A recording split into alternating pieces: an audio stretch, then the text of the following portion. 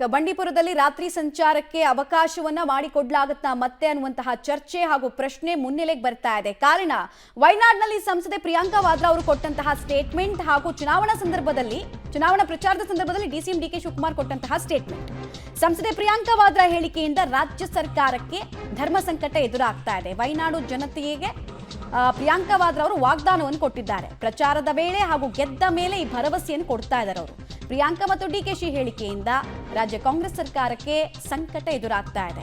ಸರ್ಕಾರದ ಮಟ್ಟದಲ್ಲಿ ಚರ್ಚೆ ಆಗಿಲ್ಲ ಅಂತ ಅರಣ್ಯ ಸಚಿವ ಈಶ್ವರ್ ಖಂಡ್ರೆ ಅವರು ಹೇಳ್ತಾ ಇದ್ರೆ, ಅದು ನಮಗೆ ಗೊತ್ತಿಲ್ಲ, ಡಿಕೆಶಿ ಅವರನ್ನ ಕೇಳಿ ಅಂತ ಸಿಎಂ ಸಿದ್ದರಾಮಯ್ಯ ಅವರು ರಿಯಾಕ್ಷನ್ ಕೊಟ್ಟಿದ್ದಾರೆ.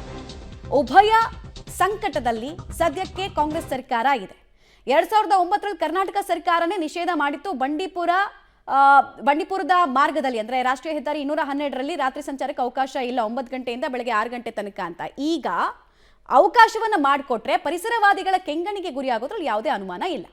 ಬಂಡೀಪುರ ರಾತ್ರಿ ಮತ್ತು ಮರು ವಾಪಸ್ ತಗೊಳ್ಳೋದಕ್ಕೇನೋ ಅನುಮತಿ ಕೊಡಕ್ಕೆ ಹೋಗ್ತಿದೆ ಸರ್ಕಾರ. ನೋಡಿ, ನಾನು ಬಂಡೀಪುರಕ್ಕೆ ಅಲ್ಲಿ ಹೋಗಿ ನಮ್ಮ ಪ್ರತಿನಿಧಿಗಳು ನನ್ನ ಹತ್ರ ಮಾತಾಡಿದ್ದಾರೆ. ನಾವು 2 ಸರ್ಕಾರಗಳನ್ನು ಕರೆಸಿ ಕೂತ್ಕೊಂಡು ಮಾತುಕತೆ ಮಾಡಿ ಇಬ್ಬರಿಗೂ ಅನುಕೂಲ ಯಾವ ರೀತಿ ಆಗ್ತದೆ, ರಾಜ್ಯದ ಹಿತನೂ ಕಾಪಾಡಿಕೊಂಡು ಜನರ ಹಿತನೂ ಕಾಪಾಡಿಕೊಂಡು ಪರಿಶೀಲನೆ ಮಾಡ್ತೀವಿ ಅಂತ ಹೇಳಿದ್ದೀವಿ. ಅದೇನು ಆ ಥರದ ಪ್ರಸ್ತಾವ ಇಲ್ಲ, ನಮಗೆ ಆ ಥರದ ಚರ್ಚೆನೂ ಆಗಿಲ್ಲ, ಪ್ರಸ್ತಾವನೂ ಇಲ್ಲ. ನನಗೆ ಅವನಿಗೆ ಕೇಳಿ, ಡಿ ಕೆ ಶಿವಕುಮಾರ್ ಯಾರು ಹೇಳಿದ್ರು ಅವ್ರನ್ನೇ ಕೇಳಬೇಕು. ಕೇರಳದವರು ಸುಮಾರು ದಿವಸದಿಂದ ಅವರ ಒಂದು ಬೇಡಿಕೆ ಇದೆ, ಅವರು ಮನವಿಯನ್ನು ಕೊಟ್ಟಿದ್ದಾರೆ. ಇವತ್ತು ಆ ಮನವಿ ಬಗ್ಗೆ ಸನ್ಮಾನ್ಯ ಉಪಮುಖ್ಯಮಂತ್ರಿಗಳು, ಸನ್ಮಾನ್ಯ ಮುಖ್ಯಮಂತ್ರಿಗಳು ಇವತ್ತು ನಾವೆಲ್ಲ ಸೇರಿ ಅದ್ರ ಬಗ್ಗೆ ಪರಿಶೀಲನೆ ಮಾಡಿ ಇವತ್ತೆಲ್ಲರ ಅಭಿಪ್ರಾಯವನ್ನು ಪಡೆದುಕೊಂಡು ಸರ್ವೋಚ್ಚ ನ್ಯಾಯಾಲಯದ ತೀರ್ಪುಗಳಿದ್ದಾವೆ, ಅವೆಲ್ಲವನ್ನು ನೋಡಿಕೊಂಡು ಒಂದು ತೀರ್ಮಾನವನ್ನು ಮಾಡ್ತಾರೆ. ಡೀಟೇಲ್ಸ್ ಕೊಡ್ತಾರೆ. ನೇರ ಸಂಪರ್ಕದಲ್ಲಿ ಜಾಯ್ನ್ ಆಗ್ತಾರೆ Masood. Bandipur forest check post ನಿಂದ ಕೇರಳ ಚೆಕ್ ಪೋಸ್ಟ್ ನಲ್ಲಿ ಬರುವಂತದ್ದು 24 ಕಿಲೋಮೀಟರ್. ಸೊ ಇಲ್ಲಿ ಯಾವ ಸಂಚಾರವನ್ನ ಯಾವ ಸಂದರ್ಭದಲ್ಲಿ ಕೊಡಬೇಕು ಅಂತ ಡಿಸೈಡ್ ಮಾಡೋ ಹಕ್ಕು ಕರ್ನಾಟಕ ಸರ್ಕಾರಕ್ಕಿದೆ. ಕರ್ನಾಟಕ ಸರ್ಕಾರ ತೆಗೆದುಕೊಳ್ಬೇಕಾದಂತ ನಿರ್ಣಯಗಳ ಬಗ್ಗೆ ಕೇರಳದ ಸಂಸದೆ ಹೆಂಗ್ ಮಾತಾಡೋದಕ್ಕೆ ಸಾಧ್ಯ ಅನ್ನೋದು ಪ್ರಶ್ನೆ ಇಲ್ಲಿ. ಮತ್ತು ಒಂದು ವರ್ಗದ ಜನರ ಭರಪೂರ ಲಾಭಕ್ಕೋಸ್ಕರ ಕಾಡು ಪ್ರಾಣಿಗಳ ಆರ್ತನಾದವನ್ನ ಹಾಗಾದ್ರೆ ಬದಿಗಿಟ್ರ ಅನ್ನೋ ಪ್ರಶ್ನೆ ಕೂಡ ಮುಂದುವರಿಯುತ್ತೆ. ಏನೇನು ಚಿಂತನೆಯಲ್ಲಿದೆ, ಸರ್ಕಾರದ ಆಲೋಚನೆ ಏನು ಅಂತ ಇದರಲ್ಲಿ? ಅಂತ ಬಂಡೀಪುರ ಮಾರ್ಗವಾಗಿ ಕೇರಳಕ್ಕೆ ಏನು ರಾತ್ರಿ ಸಂಚಾರ ಇತ್ತು, ಕಳೆದ 10 ವರ್ಷಗಳಿಂದಲೂ ಕೂಡ ನಿಷೇಧ ಇದೆ. ರಾಜ್ಯ ಸರ್ಕಾರ ಈ ಸಂಬಂಧಪಟ್ಟಂತೆ ಹೈಕೋರ್ಟ್ ಮತ್ತು ಸುಪ್ರೀಂ ಕೋರ್ಟ್ನಲ್ಲೂ ಕೂಡ ವ್ಯಾಜ್ಯಗಳು ನಡೀತಾ ಇದ್ದಾವೆ. ಇನ್ನೂ ಕೂಡ ಯಾವುದು ಕೂಡ ಇತ್ಯರ್ಥ ಆಗಿಲ್ಲ.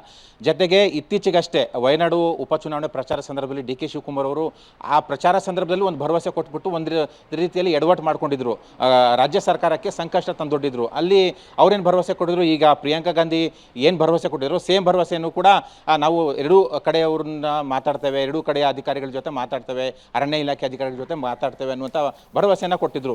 ಆವಾಗಲೇ ದೊಡ್ಡ ಮಟ್ಟದಲ್ಲಿ ಚರ್ಚೆ ಆಗಿತ್ತು. ಈಶ್ವರ್ ಖಂಡ್ರೆ ಅವರು ಕೂಡ ನಾವು ಪಕ್ಷದ ಮಟ್ಟದಲ್ಲಿ ಚರ್ಚೆ ಮಾಡ್ತೇವೆ ಅನ್ನುವಂಥ ಹೇಳಿಕೆಯನ್ನು ಕೊಟ್ಟಿದ್ರು. ಸಿದ್ದರಾಮಯ್ಯನವರು ಕೂಡ ಹೆಚ್ಚು ಕಡಿಮೆ ಅದೇ ಥರದ ಹೇಳಿಕೆ ಕೊಟ್ಟಿದ್ರು. ಆದರೆ ಈಗ ಮತ್ತೆ ಪ್ರಿಯಾಂಕಾ ಗಾಂಧಿ ಅವರು ಈ ಒಂದು ಹೇಳಿಕೆ ಕೊಟ್ಟಿರೋ ಹಿನ್ನೆಲೆಯಲ್ಲಿ ಮತ್ತೆ ಆ ವಿಚಾರ ಮುನ್ನೆಲೆಗೆ ಬಂದಿರುವಂಥದ್ದು. ಹೇಳಿ ಕರ್ನಾಟಕದಲ್ಲಿ ಕಾಂಗ್ರೆಸ್ ಸರ್ಕಾರ ಇರುವಂಥದ್ದು, ಒಂದು ರೀತಿಯಲ್ಲಿ ಕಾಂಗ್ರೆಸ್ ಸರ್ಕಾರದ ಮೇಲೆ ಒತ್ತಡ ಹಾಕಿನೇ ರಾತ್ರಿ ಸಂಚಾರ ನಿಷೇಧ ತೆರವು ಮಾಡಬೇಕು ಅನ್ನುವಂಥ ಲೆಕ್ಕಾಚಾರದಲ್ಲಿ ಪ್ರಿಯಾಂಕಾ ಗಾಂಧಿ ಅವರು ಈ ಥರ ಹೇಳಿದ್ದಾರೆ ಅನ್ನುವಂಥ ಚರ್ಚೆ ಕೂಡ ನಡೀತಾ ಇದೆ. ಆ ಸಂದರ್ಭದಲ್ಲಿ ಬಿಜೆಪಿಯವರು ಕೂಡ ಟೀಕೆ ಮಾಡಿದರು. ಹಿಂದೆ ಆನೆ ದಾಳಿಗೆ ವ್ಯಕ್ತಿ ಸತ್ತೋದಾಗ, ಕೇರಳದ ವ್ಯಕ್ತಿ, ವಯನಾಡು ವ್ಯಕ್ತಿ ಸತ್ತೋದಾಗ ಕರ್ನಾಟಕದಿಂದ ಪರಿಹಾರ ಕೊಟ್ಟಿದ್ರು. ಒಂದು ರೀತಿಯಲ್ಲಿ ವಯನಾಡು ಕರ್ನಾಟಕಕ್ಕೆ ಸೇರಿರುವಂತಹ ಜಿಲ್ಲೆ ಅನ್ನುವಂತಹ ಅರ್ಥದಲ್ಲಿ ಬಿಜೆಪಿಯವರು ಟೀಕೆ ಮಾಡಿದರು. ಅದೇ ಅರ್ಥದಲ್ಲಿ ಬೆಳವಣಿಗೆಗೂ ಕೂಡ ನಡೀತಾ ಇದ್ದಾವೆ. ಈಗ ಸರ್ಕಾರದ ನಿರ್ಧಾರ ಏನು ಅನ್ನುವಂಥದ್ದು ಗೊತ್ತಾಗಬೇಕು, ಸರ್ಕಾರದ ನಡೆ ಏನು ಅನ್ನೋದನ್ನ ಗೊತ್ತಾಗಬೇಕು. ಪದೇ ರಾತ್ರಿ ಸಂಚಾರ ನಿಷೇಧ ತೆರವು ಬಗ್ಗೆ ಕಾಂಗ್ರೆಸ್ ನಾಯಕರಿಂದ ಹೇಳಿಕೆಗಳು ಬರ್ತಾ ಇರೋ ಹಿನ್ನೆಲೆಯಲ್ಲಿ ಸರ್ಕಾರದ ನಡೆ ಏನು ಅನ್ನುವಂಥದ್ದು ಸ್ಪಷ್ಟ ಆಗಬೇಕು. ಜೊತೆಗೆ ಪರಿಸರವಾದಿಗಳು ಕೂಡ ಇದಕ್ಕೆ ಸಂಬಂಧಪಟ್ಟಂತೆ ಭಾರಿ ವಿರೋಧವನ್ನು ವ್ಯಕ್ತಪಡಿಸಿದ್ರು. ಆ ಸಂದರ್ಭದಲ್ಲಿ ವಿರೋಧ ವ್ಯಕ್ತಪಡಿಸಿ ರಾತ್ರಿ ಸಂಚಾರ ನಿಷೇಧ ಆಗಿತ್ತು. ಈಗ ಮತ್ತೆ ಪರಿಸರವಾದಿಗಳು ಕೂಡ ದನಿ ಎತ್ತಬೇಕಾದಂಥ ಅನಿವಾರ್ಯತೆ ಇರುವಂಥದ್ದು. ಒಟ್ಟಾರೆಯಾಗಿ ಈಗ ಸಿದ್ದರಾಮಯ್ಯನವರು ಏನು ಹೇಳ್ತಾರೆ ಕಾದು ನೋಡಬೇಕಾಗುತ್ತೆ. ಜೊತೆಗೆ ಡಿ ಕೆ ಶಿವಕುಮಾರ್ ಅವರು, ಅರಣ್ಯ ಸಚಿವ ಈಶ್ವರ ಖಂಡ್ರೆ ಅವರು ಕೂಡ ಏನು ನೋಡಬೇಕಾಗುತ್ತೆ.